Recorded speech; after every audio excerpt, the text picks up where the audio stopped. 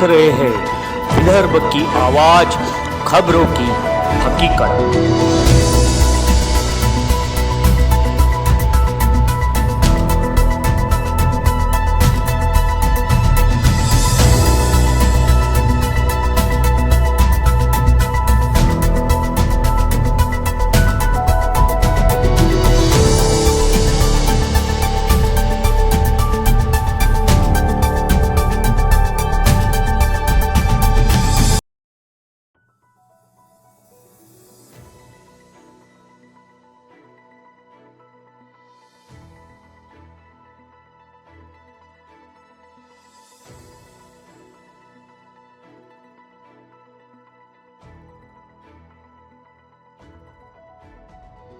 बघा दादा, सिलेंडरसाठी आम्ही तिथे लाईन लावून उभं होतो गॅस ऑफिस समोर.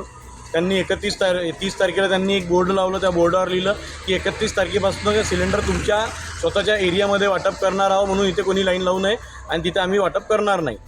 असं झाल्यानंतर मग आमच्या एरियातल्या लोकांनी म्हणजे प्रभाग क्रमांक 12 धम्मकुटीच्या रहिवाशांनी इथे रांग लावणं चालू केलं आपल्या एरियामध्ये धम्मकुटीमध्ये. आता आम्ही सिलेंडरची वाट पाहून राहिलो आहे. परंतु विषय आता असा आला आहे की गेले 20 दिवसापासून आम्ही इथे रांग लावून आहोत, पण आमच्या इथे अजूनपर्यंत कोणी सिलेंडर आणलेलं नाही आहे. किंवा जी KTPS एम्प्लॉईज कोऑपरेटिव्ह सोसायटी आहे, HP गॅसशी संबंधित आहे, त्यांनी इथे आमच्यापर्यंत सिलेंडर आतापर्यंत पोहोचवलेले नाही आहेत.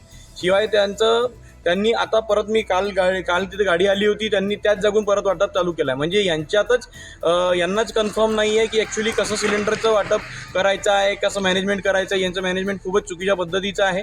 याच्यामुळे आमच्या एरियातल्या लोकांना खूप त्रास होऊन राहिला आहे. काळाबाजारीची काही शक्यता आहे का? 100% काळाबाजारी आहेच आहे. कारण की हॉटेलवाल्यांना बरोबर ते सिलेंडर भेटून राहिले आहे, हॉटेलवाल्यांचं बरोबर चालू आहे. आमच्या घरी आता सिलेंडर नाही. तुम्ही इथे पाहत असाल आता ही कमीत कमी 50 सिलेंडरची रांग आहे. या 50 सिलेंडरच्या रांगेतले लोक यांच्या घरी स्वयंपाक होणार नाही अशी परिस्थिती निर्माण झालेली आहे. अशी परिस्थिती निर्माण झालेली याच्यासाठी पूर्णपणे कारणीभूत जी आहे ते KTPS एम्प्लॉईज सोसायटी जी आहे, HP गॅसची वितरक आहे, तर तीच याच्यासाठी पूर्णपणे दोषी आहे.